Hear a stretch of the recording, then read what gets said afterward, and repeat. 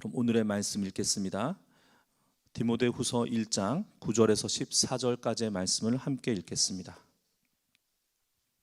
디모데후서 1장 9절에서 14절까지의 말씀입니다. 우리 계신 곳에서 함께 읽도록 하겠습니다.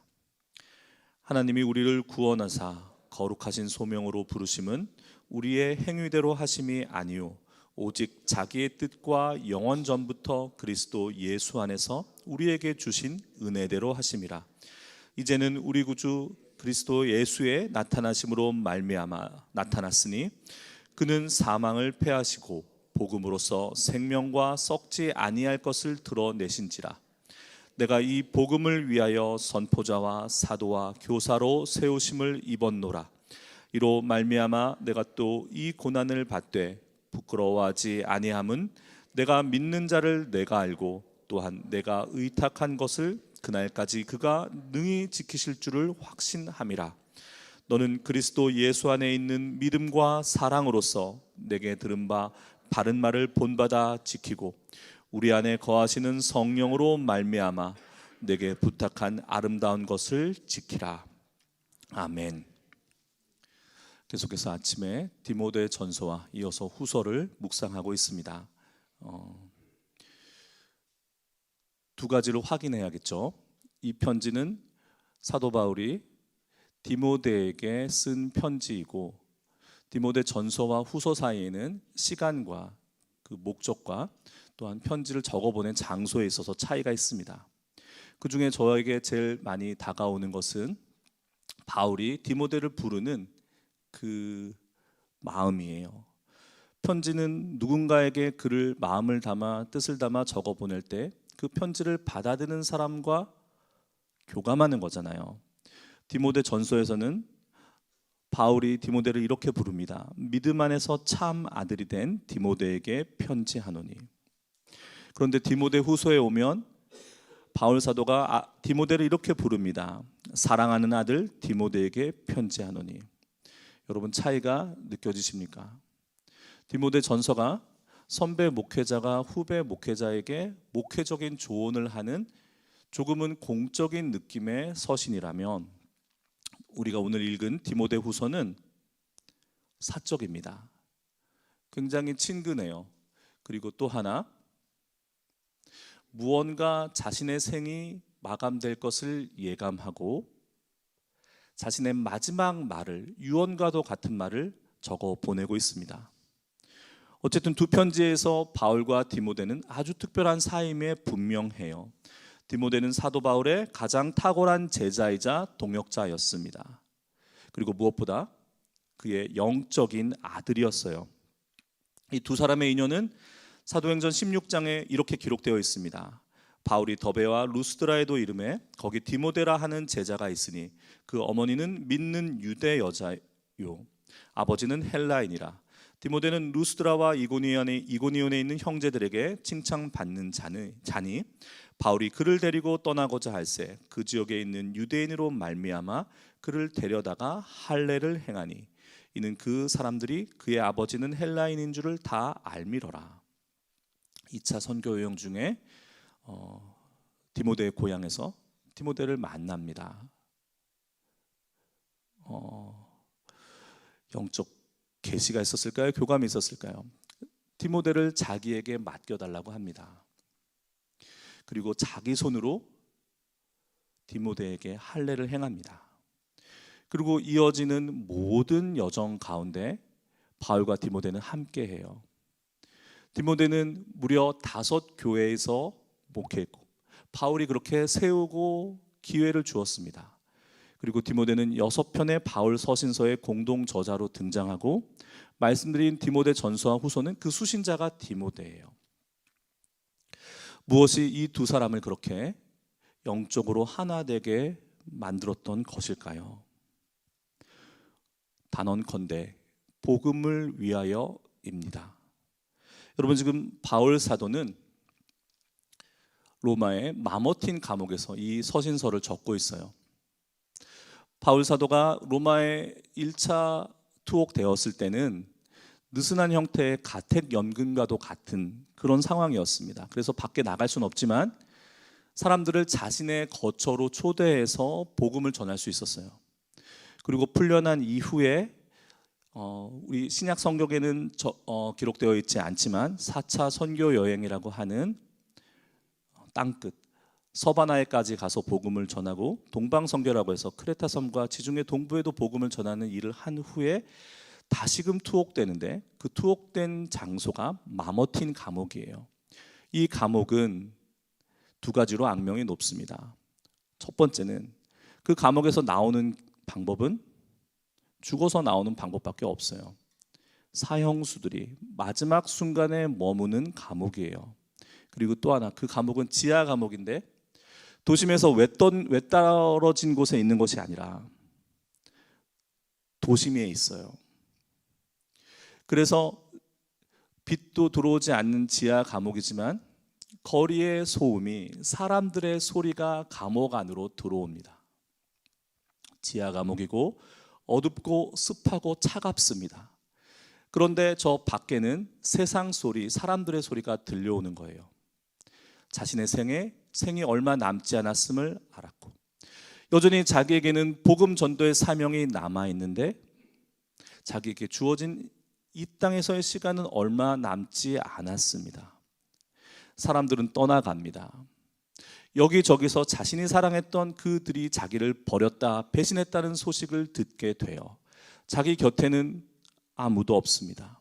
오직 누가만이 자기의 곁을 지킬 뿐, 그 자리에는 자기와 함께 동고동락했던 많은 이들이 떠나고 없어요.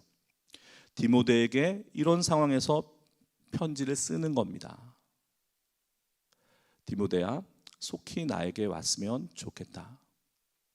이 편지를 받아들고 디모데가 사도 바울이 처형되기 전에 로마에 도착했을까요? 그렇지 못할까요? 그것은 알 수 없습니다.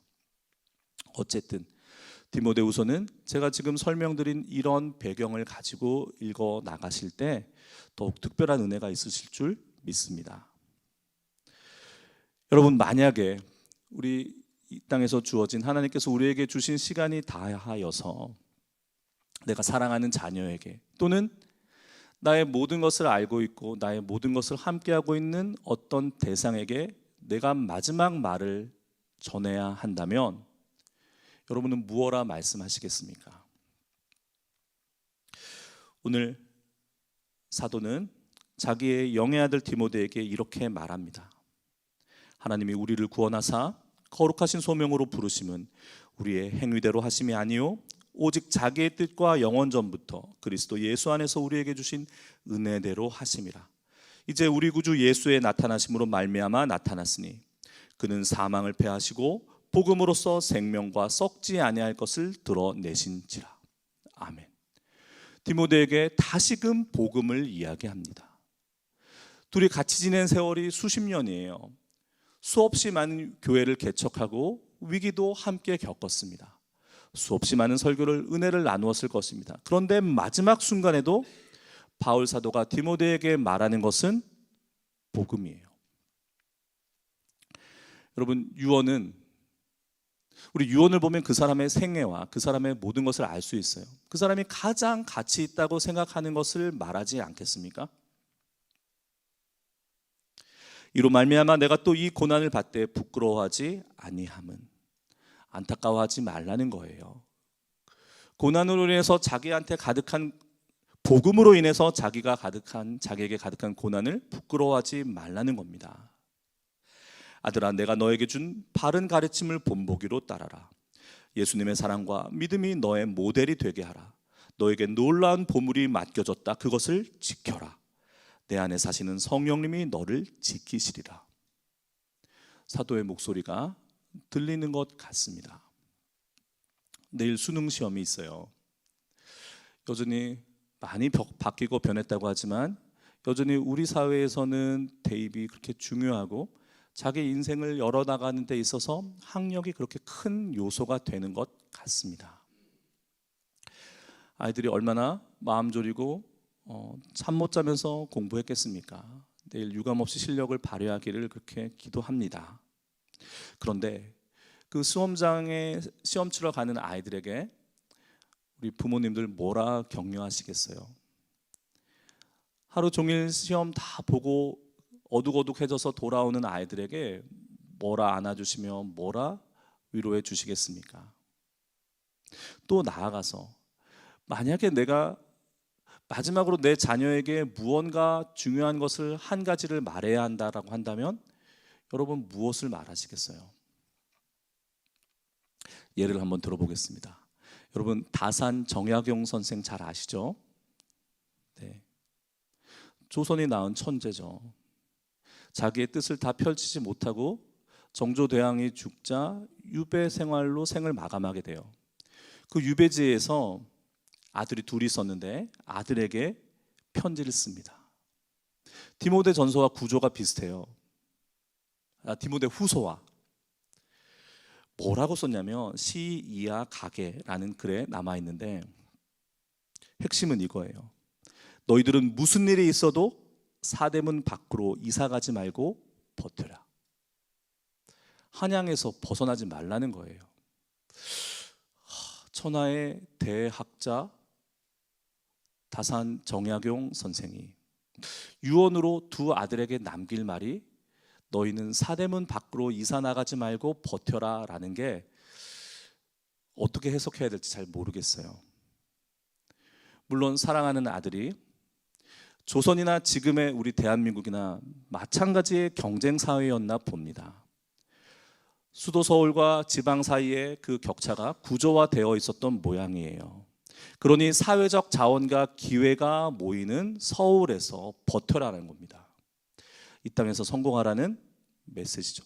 자녀 잘 되기를 바라는 마음은 예나 지금이나 매 한 가지입니다. 그런데 정작 그것이 다산 정약용 선생이 사랑하는 두 아들에게 남겨줄 마지막 말이었을까?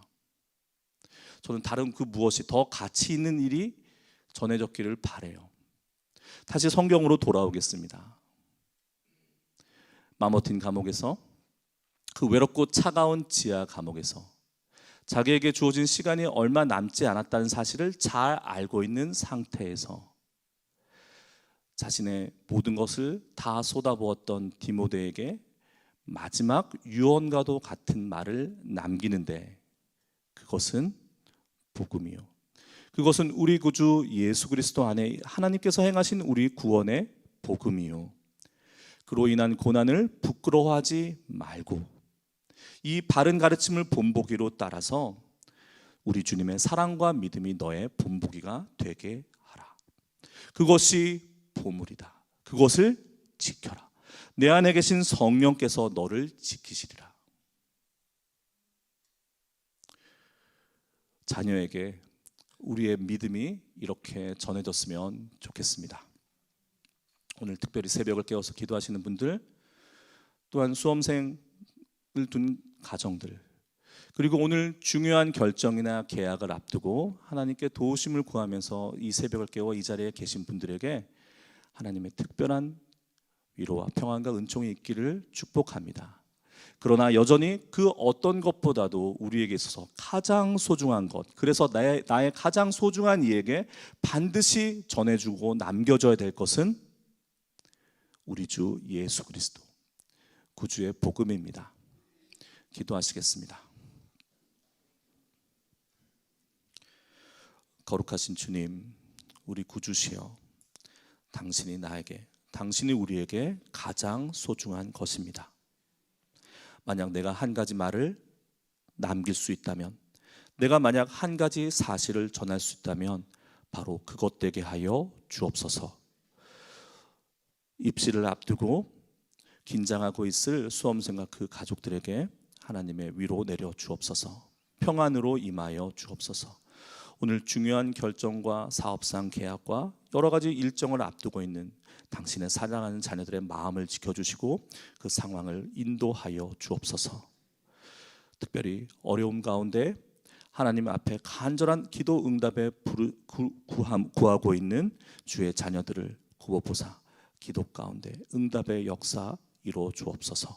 우리 주 예수님의 이름으로 기도합니다. 아멘. 하늘에 계신 우리 아버지여, 이름이 거룩히 여김을 받으시오며 나라가 임하시오며 뜻이 하늘에서 이루어진 것 같이 땅에서도 이루어지이다. 오늘 우리에게 일용할 양식을 주시옵고 우리가 우리에게 죄 지은 자를 사하여 준 것 같이 우리의 죄를 사하여 주시옵고 우리를 시험에 들게 하지 마시옵고 다만 악에서 구하시옵소서. 나라와 권세와 영광이 아버지께 영원히 쌓옵나이다. 아멘.